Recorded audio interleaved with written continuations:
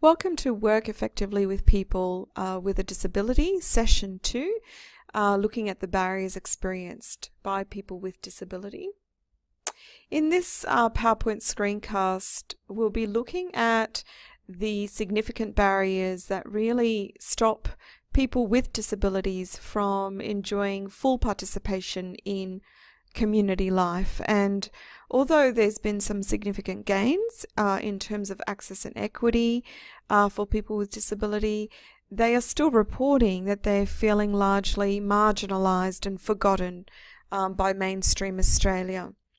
The National Disability Strategy Consultation Report, which was completed 2009, canvassed and consulted with over 1,500 people with a disability who currently live in Australia. And there were significant outcomes in terms of being able to identify the actual barriers to full participation in community life. So we know that people with disabilities are very much present in our community, but still they're reporting that they can't enjoy full participation in community life. Discrimination and exclusion are reported to be frustrating features of their everyday life. For example, public facilities that we take for granted are still not accessible to people with disabilities, and they include places like playgrounds and swimming pools, cinemas, restaurants, hotels and cafes. There are children with disabilities that are still excluded from childcare facilities, kindergartens and schools. Qualified and competent candidates for jobs are often rejected because of their disability, even though there's legislation around anti-discrimination. People with mobility aids have difficulty being able to access public transport. People with various disabilities are unable to access the aids, equipment and technologies are essential to being able to have a productive daily life. So let's zoom in on identifying the actual barriers to full participation in both economic and social aspects of community. So as you can see in the table, people with disability have reported that they still experience a high level of social exclusion. And so being able to integrate into community activities is still very much a barrier for them. Being able to access good resources and support from disability services because of funding issues remains a barrier. Rights, justice and legislation. So let's look at these in more detail. So beginning with social exclusion and discrimination as a barrier to full participation, we know that people with disabilities believe that little progress has been made in challenging prevailing attitudes towards disability that are negative. There are still widespread misconceptions and stereotypes that inform the public's attitudes and behaviour, and also the attitudes and behaviour of service providers, businesses, community groups and governments. There are multiple barriers to meaningful participation. There's exclusion and negative social attitudes which still need to be addressed. And people with disabilities, their families, friends and carers report being segregated, excluded, marginalised, ignored. This is very powerful language. It very much explains why some people with disabilities feel that it's an us and them sort of culture that we live in with regards to disability. People with disability are the subject of fear, ignorance and prejudice. So we as workers need to be aware that people with disability do still feel very stigmatised and isolated by mainstream Australia. In the report, the disability service system was described as being broken and broke, chronically underfunded and under-resourced, crisis-driven, struggling against a vast tide of unmet need, This gives us a sense of the lack of services and support that people with disability experience. There were reports that services were unavailable or infrequent, unaffordable, or of such poor quality as to be of little benefit. So respondents felt that more effort went into rationing services than actually improving them. And many said that the system is characterized by a one-size-fits-all approach that offers very little choice or flexibility for consumers. So what we know is programs and services are built around organizational and system needs rather than the needs of clients. It's almost like a top-down management of resources and money by government, states and territories.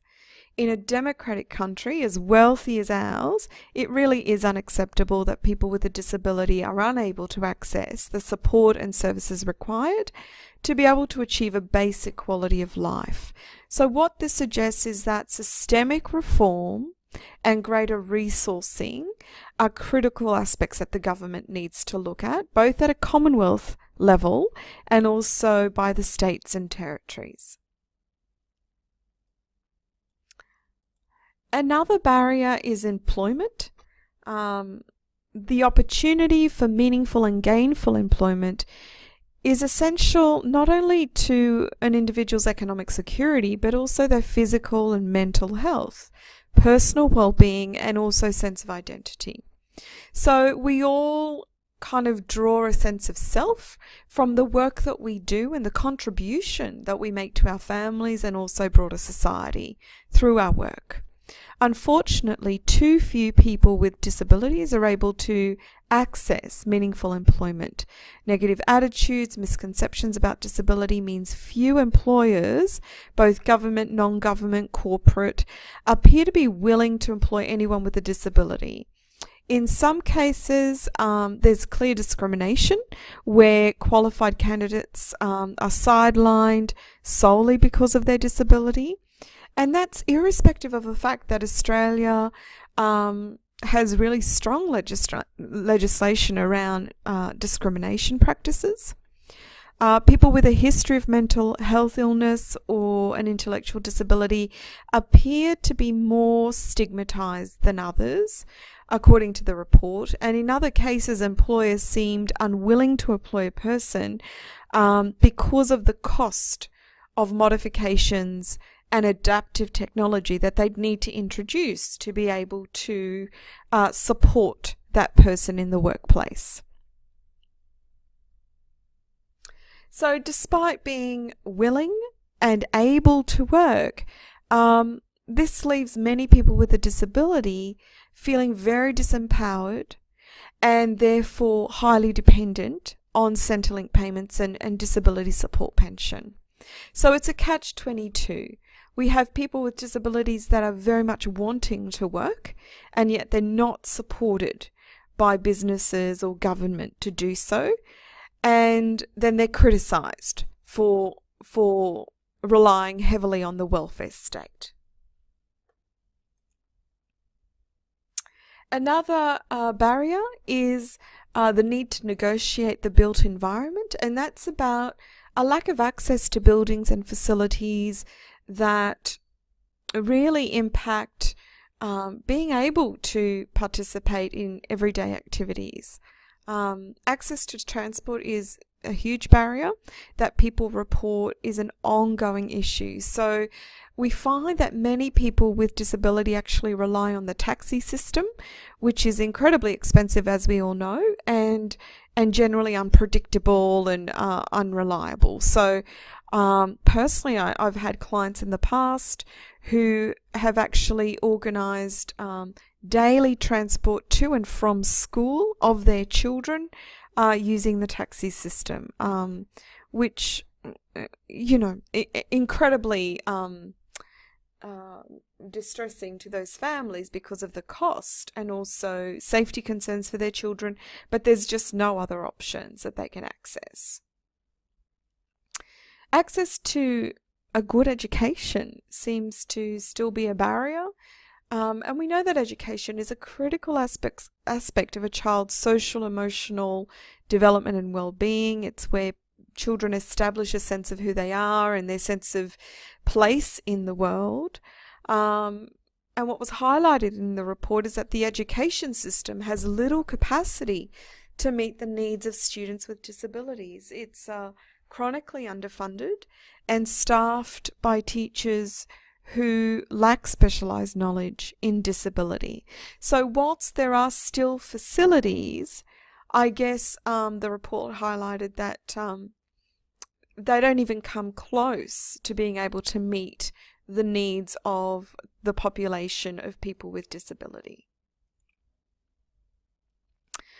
Social isolation and exclusion have profound impacts on a person's psychological well-being, like their self-esteem, their self-concept. Isolation, as we know, it can be that deprivation of connecting with others is actually used as a punishment in the criminal system, in jails. So the experience of being excluded in some form has a profound impact on a person's self-determination and leads to, I think, a high level of depression and anxiety. So if we look at the implications, what would be the way forward in terms of, now we've identified and we're aware of these barriers that are very real in the experience of people with disability. The literature is saying that a whole of life approach should be embraced because it increases the social, economic, cultural participation of people with disabilities, their families, friends and carers. And so in adopting that approach, there needs to be measures introduced that address discrimination and human rights violations. Our community needs psychoeducation around disability. There's almost an awkwardness. We don't know how to respond at times, particularly when people have very highly visible disabilities. So educating the community and raising awareness is really pivotal. Improving disability support and services in terms of funding and resources, vast amounts, much more needs to be directed towards disability services. There has to be building in of major reforms to ensure that adequate financing occurs over a period of time, not just a lump sum is going to do. There has to be sort of forecasting into the future. And there has to be an adoption of a coordinated national approach so that there's consistency across all the states and territories. And at the moment, there just isn't. So this is more of an understanding of the barriers that occur at a more macro level, like the bigger picture stuff. But when we're sitting across from a client who comes in feeling incredibly mistrustful, disempowered, cynical even about how you can support them, this informs our ability to empathize and to meet them where they're at, to actually understand that there's a legitimate reason for that level of frustration, anxiety, and distress. And ways in which we can not collude with these barriers is to actually try to influence the way in which the organizations that we work for meet the needs of our clients, that we're very client-centered, that we stay very holistic in terms of responding to client needs, one-on-one, that we're conveying to clients that we want to build alliance with them and do everything possible to include them in processes about their life, not to do stuff to them as counsellors or workers, but to actually empower them by giving them lots of choices. So I hope you've enjoyed getting more of an understanding around those barriers, which will inform your client work. Thanks for listening.